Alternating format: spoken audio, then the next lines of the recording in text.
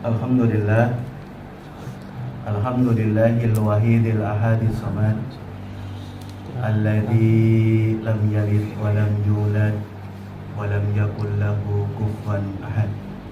Ahmaduhu subhanahu wa ta'ala wa askuruh wa usni alaihi wa nukabbiruh wa nastahdihi wa nastaghfiruh wa nusalli wa nusallim Muhammadin sallallahu alaihi wasallam wa ala alihi wa ashabihi wa man da'a bi da'watik waqtada bi sunnatik ila yaumil la raiba fi.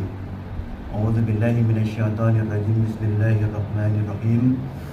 Ya ayyuhalladzina amanu taqullaha haqqa tuqatih wa la tamutunna illa wa antum muslimun.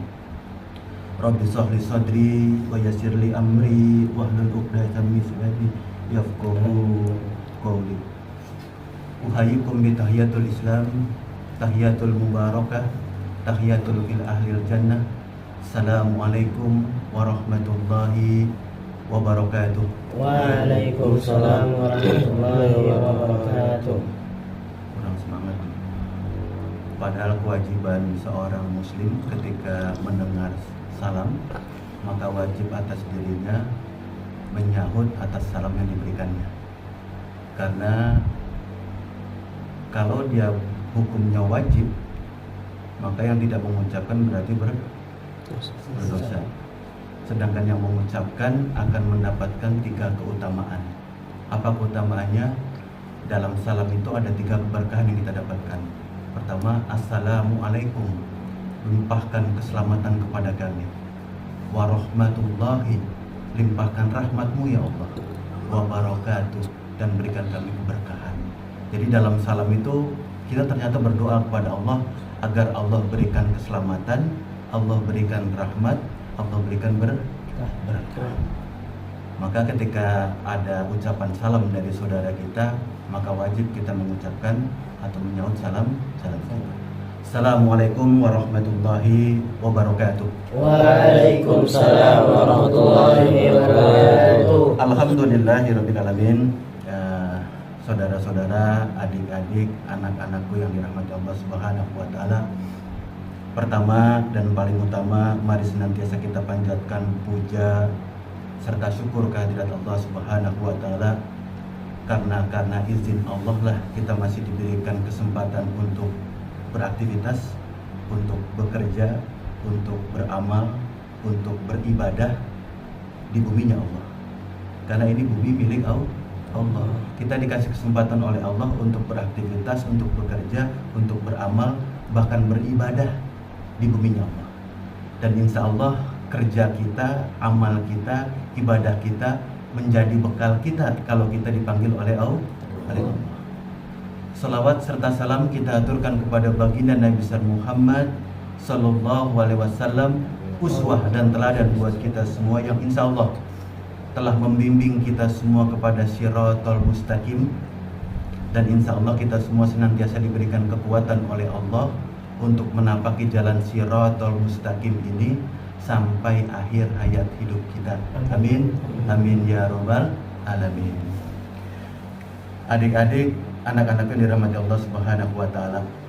Hari ini coba di kesempatan yang masih pagi ini, mudah-mudahan kita diberikan kemudahan oleh Allah untuk menerima, untuk menyerap ilmu yang insya Allah kita diskusikan hari ini. Dan insya Allah itu menjadi kemuliaan buat kita semua. Kata Rasulullah, kalau ada manusia-manusia, ada hamba-hambaku duduk dalam satu majelis, entah apapun nama majelisnya, mau seperti kita hari ini yang cuman berapa nih, 6 orang di tempat yang sederhana ini, kata Rasulullah, kalau di dalamnya dibacakan ayat-ayat Al-Quran, dikajikan hadis-hadis Rasulullah, dipelajari ilmu agama, maka kata Rasul akan turun para malaikat dari langit Allah yang tertinggi ke langit dunia, bahkan dekat dengan majelis itu sendiri. Bahkan jarak antara malaikat dengan majelis itu cuma sehasta. Lalu malaikat itu mengepakkan sayapnya. Jadi malaikat itu cerita ke dalam hadis itu memiliki sayap. Lalu dikepakkan sayapnya menaungi orang-orang yang ada dalam majelis itu.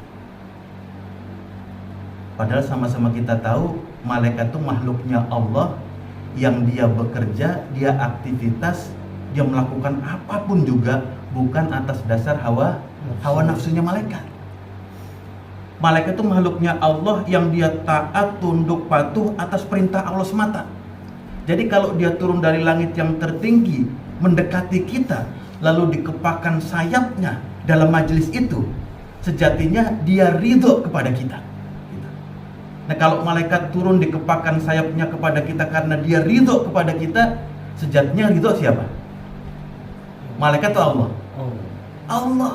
Karena malaikat tidak bekerja, tidak beraktivitas atas hawa nafsunya, tapi atas perintah Allah. Maka secara otomatis kalau dia ridho dengan majelis ini, itu karena Allah ridho kepada kita.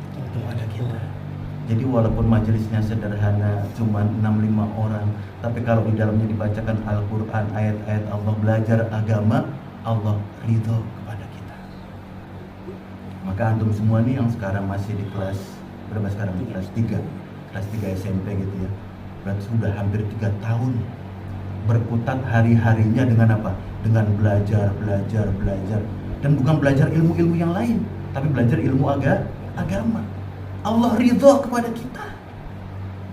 Jadi jangan disangka kita di pondok tuh dengan berbagai macam kesulitan gitu ya, entah kesulitan makan, kesulitan kamar, kesulitan belajar gitu ya, itu Allah meninggalkan kita, Allah mengesampingkan kita, Allah merendahkan kita, bukan. Justru Allah memuliakan kita gitu. Jadi kita harus berterima kasih kepada orang tua kita yang dengan segala macam kekurangan yang mereka punya gitu ya, entah kekurangan ekonomi, kekurangan finansial, kekurangan uang, dia relakan, dia korbankan anak-anaknya masuk ke dalam pondok. Agar apa? Agar setiap waktu, setiap saat, setiap kesempatan bisa belajar. Belajar apa? Belajar Al-Quran. Karena hanya dengan belajar Al-Quran itu Allah muliakan kita. Jadi tanamkan betul dalam hati kita, dalam pikiran kita, Allah tuh muliakan hamba, muliakan manusia, muliakan orang. Itu bukan karena diberikan harta, bukan karena diberikan jabatan, diberikan kedudukan, diberikan materi, diberikan rumah yang bagus, kendaraan yang bagus, bukan. Kalau Allah ingin berikan kemuliaan kepada manusia, kalau Allah ingin muliakan manusia, dikasih apa kira-kira? Kalau Allah pengen muliakan manusia, dikasih apa kira-kira? Tadi bukan harta, bukan jabatan, bukan materi, bukan kendaraan, bukan rumah. Lalu Allah pengen kasih apa supaya kita menjadi mulia itu? Kasih apa kira-kira? Kata Rasulullah sallallahu alaihi wasallam, "Wa may yuridillaha bihi khairan yufaqihu fid din." Ada pernah dengar hadis itu? Hadis riwayat Bukhari dan Muslim. "Wa may yuridillaha bihi khairan yufaqihu fid din." Kalau Allah ingin jadikan kita semua nih orang-orang yang baik, orang-orang yang mulia, tinggi derajatnya, Allah nggak berikan harta, nggak berikan jabatan, diberikan materi, bukan, tapi Allah berikan kefakihan masalah agama. Jadi kalau Allah ingin muliakan kita nih, jadikan kita orang-orang yang baik, yang derajatnya tinggi di sisi Allah, Allah berikan kita paham ilmu agama, bukan yang lain-lain. Jadi wa may yuridillaha bihi khairan yufaqihu fiddin. Kalau Allah ingin kita nih secara pribadi-pribadi menjadi orang baik, menjadi orang mulia, maka Allah berikan kemudahan kita belajar mudah, paham mudah, ngajarkan ke orang lain juga mudah. Itu kebaikan buat kita semua. Karena kalau kita diberikan harta, jabatan, kendaraan, rumah yang bagus-bagus yang mewah, belum tentu kebaikan buat kita. Tapi kalau diberikan paham ilmu agama, pasti itu kebaikan buat kita. Maka kalau kita lihat hadis-hadis Rasulullah SAW menekankan betul pentingnya ilmu. Bahkan kata Rasulullah, al ilmu qabla apa? Qabla qauli wal amal. Jadi ilmu itu harus ada terlebih dahulu sebelum orang itu berbicara, qauli wal amal, dan beramal. Jadi dalam Islam nggak boleh orang tanpa ilmu ngomong, orang tanpa ilmu beramal, orang tanpa ilmu ibadah, nggak boleh. Ilmu menjadi landasan buat kita semua untuk berbicara, untuk beraktivitas, untuk bekerja, untuk beramal, untuk beribadah. Landasannya ilmu. Tanpa ilmu bisa jadi amal-amal kita tertolak di hadapan Allah. Maka penting sekali kita pahamkan ilmu itu menjadi kemuliaan bagi orang-orang beriman. Karena memang Allah ajarkan, Allah tekankan berilmu dahulu sebelum berbicara dan beramal. Maka ini yang harus menjadi perhatian kita. Nah, orang kalau sudah diberikan ilmu oleh Allah, maka menjalankan kehidupan ini menjadi mudah. Perhatikan ya. Kalau Allah sudah berikan ilmu kepada kita, kita menjalankan hidup ini menjadi mudah. Mau hidup di dunia, terlebih hidup di akhirat. Akhirat itu hidup yang panjang, yang kekal, yang kadar kenikmatannya tidak sebanding dengan dunia, maka pasti dibutuhkan ilmu untuk pergi ke sana. Gitu. Nah, hidup di dunia yang sempit, yang sederhana, yang temporer saja kita butuh ilmu, apalagi kehidupan akhirat. Maka orang kalau diberikan ilmu oleh Allah, diberikan kemudahan dalam kehidupannya. Perhatikan, orang kalau diberikan ilmu oleh Allah, hidupnya menjadi mudah. Tapi sebaliknya, orang kalau nggak punya ilmu, jangan-jangan, kadang-kadang bahkan yang ringan saja menjadi berat. Yang mudah saja karena nggak punya ilmu menjadi sulit, menjadi susah karena nggak punya ilmu. Tapi orang kalau diberikan ilmu oleh Allah, mudah menjalankan kehidupan ini. Nah, kira-kira nih kita nih udah kelas 3, udah hampir 3 tahun di Darun Najah. Kira-kira udah cukup ilmu belum kira-kira? Belum. Udah banyak ilmu belum kira-kira? Belum. 3 tahun ngapain aja? Kan belajar ya, belajar. Insya Allah ilmu mah ada sebagian, tapi terus ingin kita kembangkan, tingkatkan, naikkan lagi. Karena ilmu itu makin dipelajari, ternyata kita makin sadar kalau kita banyak kekurangannya. Jadi sudah 3 tahun nih kita belajar masalah agama nih, Al-Quran, hadis gitu. Nah, coba kalau dites nih, ada ilmunya nggak kira-kira udah belajar 3 tahun? Pertanyaan gampang aja nih. Kalau ada pertanyaan 1 ditambah 2 dikali 3 sama dengan berapa? Ulangin lagi pelan-pelan. Kadang-kadang belum connect, masih pagi. 1 ditambah 2 dikali 3 sama dengan 9. 9. Ulangin lagi. 1 ditambah 2 dikali 3 7. 7. 5. 9. 1 tambah 2 kali 3 7. 5. 9, 7, 5. Ulangin lagi sampai jawabannya kompak.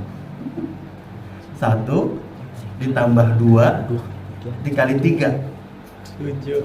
7. Ulangin lagi. 1 tambah 2 kali 3 sama dengan 7. sepakat jawabannya ya. Jadi ngitungnya nggak dari depan. Kan kaidah perhitungan matematika gimana? Perkalian, pembagian didahulukan dibandingkan penjumlahan dan pengurangan. Jadi kalau ada soal 1 ditambah 2 dikali 3, cari dulu mana baginya, mana kalinya, baru setelah itu tambah atau kurang. Jadi ngitungnya 3 dikali dengan 2 ditambah 1 sama dengan 7. Ini aja kadang-kadang kalau dilontarkan ke jamaah gitu kan, jawabannya masih ngitungnya dari depan. Jadi 1 ditambah 2 dulu sama dengan berapa? 3, lalu dikali 3 sama dengan 9. Mayoritas jawabannya 9.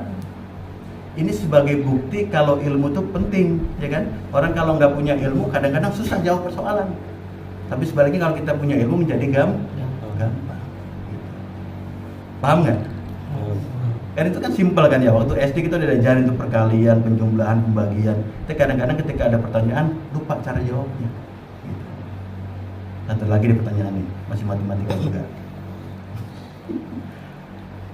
Kalau Mas Akbar misalnya nih, punya telur 10. Ya, punya telur 10.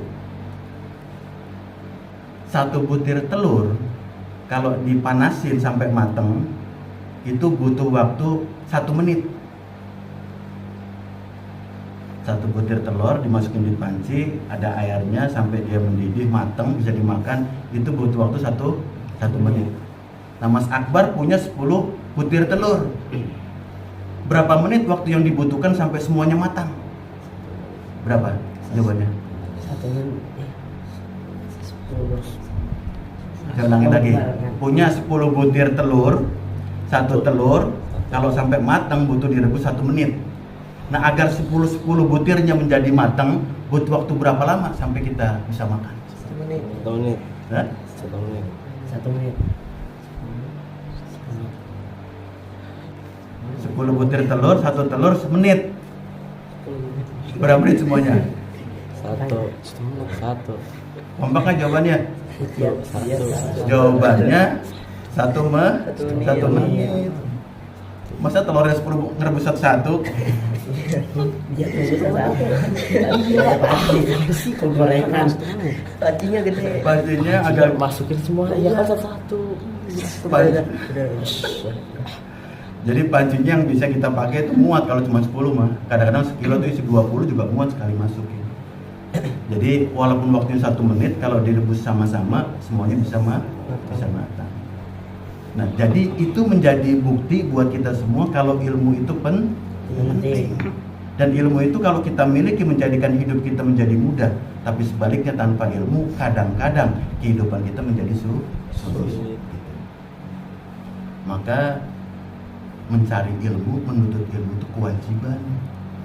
Bahkan bukan buat para murid, para santri, tapi semua manusia wajib untuk memiliki ilmu. Karena ilmu itu menjadi dasar, menjadi bekal untuk beribadah. Dan tidak ada tujuan lain Allah hadirkan kita, manusia, orang di muka bumi ini kecuali untuk beribadah. Wa ma khalaqtul jinna wal insa illa liya'budun. Bahkan bukan hanya kita sebagai manusia, jin pun diciptakan oleh Allah untuk beribadah. Jadi bukan hanya kita dibebankan syariat untuk ibadah, ternyata makhluk Allah yang lain termasuk jin pun diperintahkan oleh Allah untuk ibadah. Jadi jangan kita pernah merasa ngeluh, merasa capek, kok suruh ibadah, melaksanakan syariat. Itu perintah Allah agar kita dimuliakan oleh Allah dengan amal ibadah itu. Dan itu dibutuhkan ilmu. Nah, kita pelan-pelan coba mengupas tentang keutamaan ilmu itu sendiri.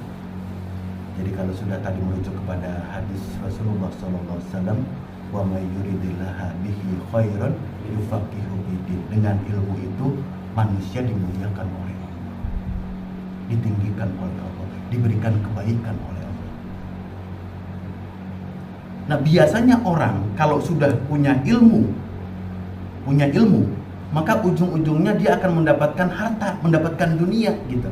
Kayak seperti kita sekolah nih, sekarang kelas 3 sanawiyah, nanti masuk aliyah kelas 1, kelas 2, kelas 3, nanti naik jenjang lagi mungkin kuliah.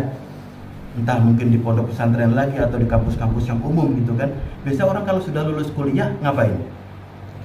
Cari kerja. Nah, kalau udah kerja dapat uang, dapat rezeki, dapat materi gitu. Jadi ilmu kalau kita perhatikan seakan-akan ujung-ujung akhirnya adalah kita akan mendapatkan harta. Gitu. Jadi ilmu yang kita pelajari nih seakan-akan ujungnya nanti itu agar kita mendapatkan harta. Nah, kalau demikian berarti lebih penting mana antara ilmu dengan harta kira-kira? Penting mana kira-kira? Tadi kalau kita bayang-bayangkan kira-kira ujung-ujungnya orang kalau punya ilmu itu ya dia bekerja untuk mendapatkan rezeki, dapatkan uang, dapatkan harta gitu kan. Nah, sekarang kalau kita timbang lebih penting mana antara ilmu dengan harta gitu. Penting mana kira-kira? Kalau ujung-ujungnya juga mendapatkan harta, pentingan mana ilmu dengan harta? Ilmu. Alhamdulillah kita masih sepakat jawabannya adalah ilmu. Karena banyak nanti di masyarakat nanti di sana udah nggak bisa bedain lagi mana yang lebih penting antara ilmu dengan harta. Sehingga kadang-kadang berbagai macam cara ditempuh untuk mendapatkan harta. Walaupun jalan yang ditempuhnya jalan yang haram. Dengan menzolimi orang, menyakiti orang, bohong terhadap orang lain, dusta kepada orang lain agar mendapatkan harta. Nggak bisa membedakan mana yang benar-benar diperintahkan oleh Allah, mana yang dilarang oleh Allah. Jadi kalau kita suruh milih mana yang lebih penting antara ilmu dengan harta, jawaban tetap ilmu. Kenapa demikian? Pernah ingat gak nasihatnya Imam Ali bin Abi Thalib tentang ilmu dan harta itu? Nah, diajarkan gak? Kata Imam Ali itu antara ilmu dan harta jauh, bahkan gak bisa dibandingkan, kata Ali. Jadi kalau tadi Ana menyampaikan ke antum sekalian, kalau suruh milih antara dunia, antara harta dengan ilmu, pilih yang mana? Sebenarnya pertanyaannya kurang pas. Kata Imam Ali, gak bisa dibandingkan karena terlalu tinggi antara ilmu dengan harta. Kenapa, kata Ali? Kata Ali, kalau ilmu yang kita miliki, dia akan menjaga kita. Perhatikan ya, kalau kita punya ilmu itu menjaga kita. Tapi kalau kita punya harta, siapa yang jaga hartanya? Kita yang jaga hartanya. Gitu. Jadi kata Imam Ali, kalau kita punya ilmu dengan harta, kalau ilmu kita punya, ilmu jagain kita. Mau bicara yang nggak benar terjaga, mau zolimin orang terjaga, mau jalan maksiat terjaga karena punya ilmu. Tapi kalau cuma sekedar punya harta, siapa yang jagain harta? Kita. Jadi tiap waktu, tiap kesempatan, tiap hari capek kita bikin harta kita. Ini aman apa enggak? Mesti taruh di mana? Jagainnya gimana? Pikiran kita habis untuk ngumpulin harta. Jadi kata Imam Ali, kalau harta itu harus dijagain, kalau ilmu jagain kita. Lalu kata Imam Ali, kalau kita punya ilmu dan harta, kalau orang punya banyak ilmu, maka dia akan banyak teman. Ngerasa nggak gitu? Kita belajar di pondok tuh, kalau kita ngerti ini, ngerti itu, teman tuh datang dengan sendirinya. Tapi sebaliknya kalau kita banyak harta, maka kata Imam Ali, kita akan banyak musuh. Rebutan harta, ya kan? Tapi orang kalau diberikan ilmu itu Masya Allah, diberikan kemuliaan. Lalu kata Imam Ali, kalau orang diberikan harta itu, kalau kita bagikan ke orang lain, habis gak? Kita punya 100, kasih orang 10.000, kasih orang 20.000, kasih orang 30.000, kasih orang 50.000, habis gak? Harta yang kita punya kalau kita bagikan ke orang lain akan habis, kata Imam Ali. Tapi ilmu yang kita punya, kalau kita bagikan ke orang lain, kita bagikan ke orang lain, kita bagikan ke orang lain, berkurang gak? Bukan hanya tidak berkurang, tapi malah bertambah, kata Allah. Gitu. Itu hebatnya ilmu ya. Kalau harta kita punya dibagiin ke orang lain habis, kalau ilmu kita bagi ke orang lain bukan hilang tapi bertambah. Maka benar sekali hadis Rasulullah SAW. Khairun nas apa? Bukan itu yang terkait dengan ilmu. Hadis Rasulullah yang terkait dengan ilmu. Khairun nas, kalau itu kan sebaik-baik manusia yang bermanfaat buat orang lain. Yang ini terkait dengan ilmu. Hadis Rasulullah bunyinya, khairun nas ta'alamal Qur'an wa 'allamahu. Ya. Khairun nas, sebaik-baik manusia itu ta'alamal Qur'an, yang belajar Al-Qur'an. Gitu. Jadi sebaik-baik manusia yang paling hebat, paling top, paling jago itu bukan yang banyak harta, banyak materi, punya jabatan tinggi, punya kekuasaan, bukan. Sebaik-baik manusia itu yang belajar Al-Qur'an, gitu. Wa 'allamahu, lalu mengajarkan kepada orang lain. Jadi kalau kita ingin menjadi orang yang terbaik di sisi Allah itu harus belajar Al-Qur'an, lalu menyampaikan Al-Qur'an ini kepada orang lain. Gak akan berkurang. Justru kita ngajarkan ilmu agama kepada orang lain tuh makin bertambah ilmu kita, makin bertambah, tidak berkurang sedikit pun. Karena ini janji Allah. Maka antum sekalian yang sekarang masih belajar di Sanawiyah kelas 3, nanti masuk Aliyah kelas 1, kelas 2, kelas 3, jangan nunggu dewasa untuk mengajarkan ilmu. Kita punya ilmu 1 ayat, ajarkan kepada orang-orang lain yang butuh pengajaran kita, gitu. Karena nantinya manusia akan dimuliakan oleh Allah bukan sekedar belajar, gitu. Kalau berdasarkan hadis tadi ya, khairun nas ta'alamal Qur'an wa 'allamahu. Wa itu artinya apa? Dan itu artinya harus ada dua-duanya. Jadi orang kalau mau jadi orang yang baik, yang mulia, yang tinggi derajatnya, yang mau belajar Al-Quran dan mengajarkan kepada orang lain. Jadi kalau baru belajar saja untuk diri sendiri, belum menjadi orang yang terbaik. Yang khairun nas itu yang dia belajar, lalu ketika sudah punya ilmu, dia ajarkan kepada orang lain. Itu khairun nas namanya. Sebaik-baik manusia, semulia-mulia manusia, sehebat-hebat manusia. Karena apa? Dia belajar Al-Quran lalu mengajarkan kepada orang lain. Maka kalau coba kita ngelihat sejarah para salafus sholih itu ketika belajar ilmu agama itu totalitas. Kadang kita ini kadang-kadang kalau belajar ya kadang ada capeknya, ada malesnya. Itu para sahabat Masya Allah. Pernah ada salafus sholih namanya Yahya al-Ladisi, orang Andalusia. Ketika umur balita lah, 5 tahun, 6 tahun tuh sudah diajak oleh orang tuanya.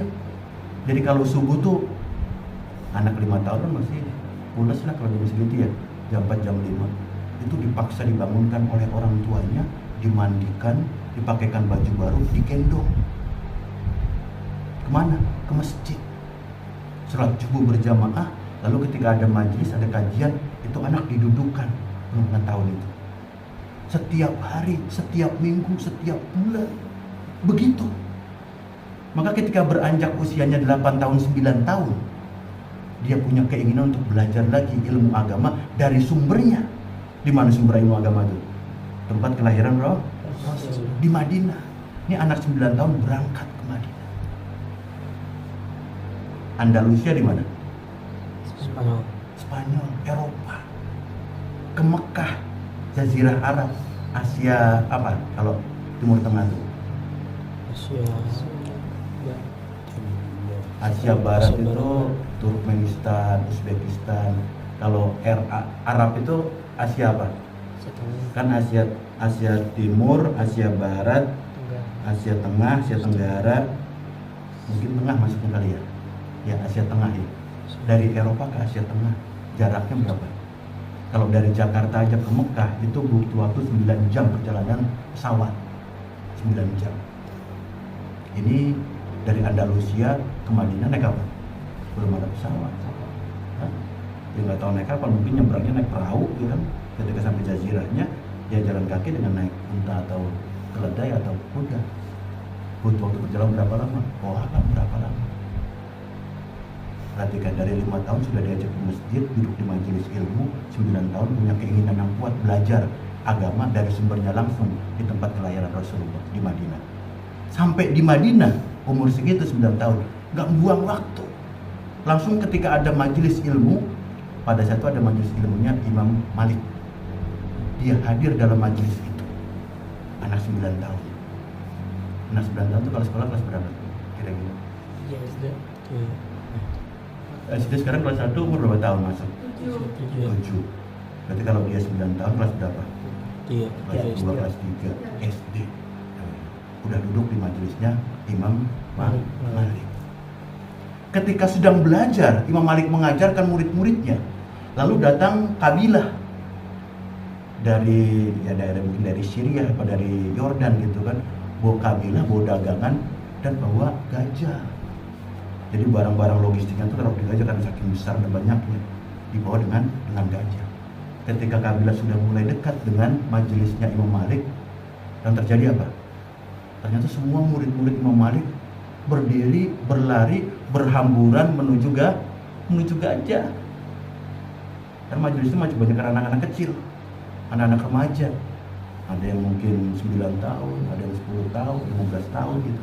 Ketika kabilah gajah datang, semuanya berdiri meninggalkan Imam Malik menuju gajah, kecuali satu salafus sholih tadi itu Yahya bin Laits masih ada di majelisnya Imam Malik. Lalu sang imam bertanya kepada anak ini, Yahya tadi itu, wahai Yahya, semua teman-temanmu berdiri lari mengejar gajah, kenapa engkau masih duduk di majelisku? Gitu. Kata Imam Malik. Apa jawaban Yahya yang masih umur 9 tahun? Ya Syekh, aku datang ke sini untuk belajar ilmu agama, bukan untuk mau lihat gajah. Bayangin, anak 9 tahun, cara berpikirnya, semangatnya, girohnya sudah sedemikian rupa. Sampai dia bisa ngomong, saya datang jauh-jauh dari Andalusia ke sini tuh bukan mau lihat gajah, mau belajar gitu. Padahal boleh aja kalau anak umur segitu ngomong kadang-kadang pengen lihat, kadang-kadang pengen ikut temennya, boleh aja. Tapi lihat keteguhan hatinya untuk belajar. Dia datang jauh-jauh bukan untuk yang lain-lain, kecuali untuk menimba ilmu dari syekhnya. Kita pun begitu. Jangan sia-siakan waktu kita di pondok. Yang mungkin masih ada 3 tahun lagi kalau nyambung sampai aliyah. Kalau nggak nyambung lagi selesai. Ya kan tinggal berapa bulan lagi berarti? Kelas 3 ini. Sanawiyah. Semester lagi ya? Iya, Semester lagi ya? Selesai itu. Padahal belajar ilmu agama adalah kemuliaan bagi orang-orang beriman. Maka harusnya ditanamkan kuat dalam diri kita. Setiap kesempatan, setiap waktu, gak ada aktivitas yang paling mulia buat kita kecuali belajar ilmu agama, belajar ilmu agama, belajar ilmu agama. Setelah itu kita ajarkan kepada orang lain. Itu jalan kemuliaan bagi orang-orang beriman. Bahkan saking semangatnya para sahabat dan salafus soleh ketika belajar ilmu agama itu, dia nggak mau ada kesempatan, ada waktu, ada hari-harinya, ada jam-jamnya yang lepas dari belajar ilmu agama.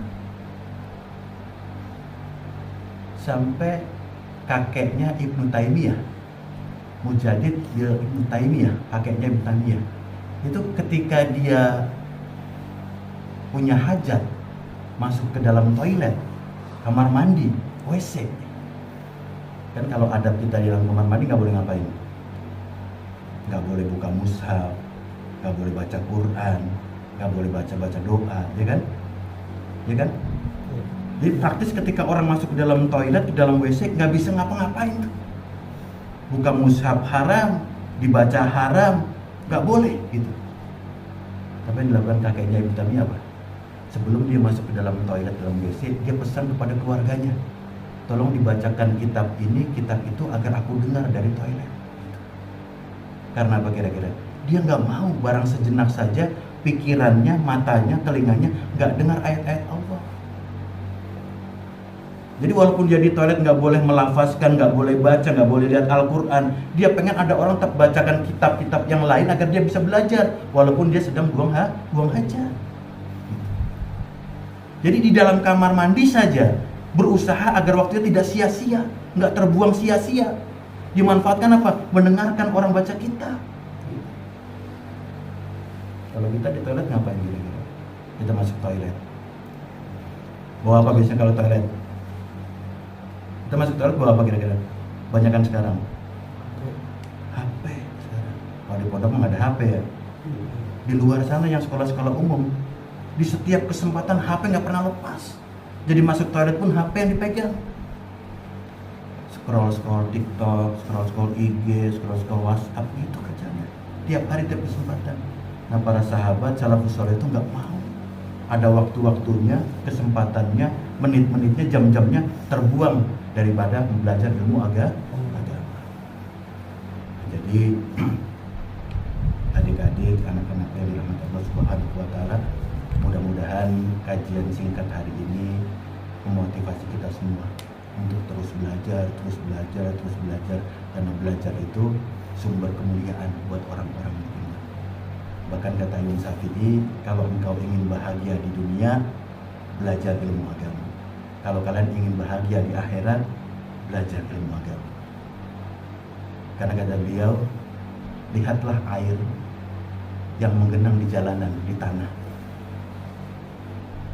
Dia lama-lama menjadi busuk, menjadi keruh karena diam dan tidak bergerak. Gitu. Tapi ketika air itu bergerak lalu mengalir, air itu menjadi jernih. Begitu juga manusia, kalau dia diam gak mau belajar, akan keruh hatinya, akan keruh pikirannya. Tapi kalau dia mengalir terus, belajar terus, insya Allah jernih hatinya, jernih pikirannya. Bahkan kata Imam Syafi'i, kalau ada manusia, terutama remaja, gak punya giroh yang kuat, semangat yang kuat, azam yang kuat untuk belajar ilmu agama, maka takbirkan 4 kali. Allahu Akbar, Allahu Akbar, Allahu Akbar. Kenapa? Kata Imam Syafi'i, sejatinya dia telah mati walaupun jasadnya hidup. Jadi kalau ada remaja, pemuda nggak punya semangat yang kuat untuk belajar, itu kata Imam Syafi'i takbirkan 4 kali. Kalau kita pernah menyaksikan atau ikut nyolatin orang meninggal, orang wafat itu, takbirnya berapa kali? 4 kali. Jadi kata Imam Syafi'i, kalau orang nggak punya semangat untuk belajar, takbirkan 4 kali, karena sejatinya dia telah mati sebelum dia dimatikan oleh Allah. Atau dia sudah mati padahal jasadnya hidup. Jadi ini yang harus coba kita renungkan, kita pelajari sama-sama agar akhirnya Allah berikan kemuliaan kepada kita semua. Mungkin nggak panjang-panjang, walaupun singkat, mudah-mudahan bisa merefresh kita semua, terutama saya pribadi, karena selama hayat masih dikandung badan, selama Allah masih berikan usia, Allah berikan umur, masih ada nafas dalam diri kita, semua kita wajib untuk belajar, wajib untuk menuntut ilmu. Setelah itu mengamalkan ilmu yang kita punya kepada orang lain. Itu yang disebut dengan khairun nas ta'allamal Qur'an wa 'allamahu. Bahkan hadis Rasulullah mengatakan begini, barang siapa yang menempuh jalan untuk belajar ilmu agama, maka Allah mudahkan jalannya menuju surga. Ada yang hafal hadisnya?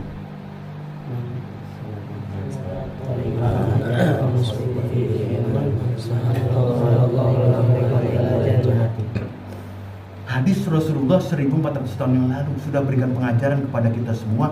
Ilmu itu sumber kebahagiaan, bahkan ilmu itu menjadi jalan agar kita dimudahkan oleh Allah masuk ke dalam surga. Ya, kita berdoa kepada Allah Subhanahu wa taala agar semua ikhtiar kita, rencana kita, belajar kita, semangat kita ketika kita di Darun Najah, Allah kabulkan semuanya. Allah berikan kemudahan kita dalam proses belajar. Allah mudahkan kita paham ilmu yang diajarkan, dan akhirnya kita diberikan kesempatan oleh Allah untuk bisa mengamalkan ilmu kita untuk diri kita pribadi dan mengajarkan ilmu itu kepada orang lain. Amin, amin ya rabbal alamin. Itu saja mungkin anak-anak pun dirahmati Allah Subhanahu wa taala, mudah-mudahan bermanfaat. Yang hak datang dari Allah, kelemahan, kekurangan, hilaf dan salah datang dari saya pribadi. Akhiru da'wana alhamdulillahirabbil alamin. Jazakumullahu khairan katsiran. Assalamualaikum warahmatullahi wabarakatuh. Waalaikumsalam warahmatullahi wabarakatuh.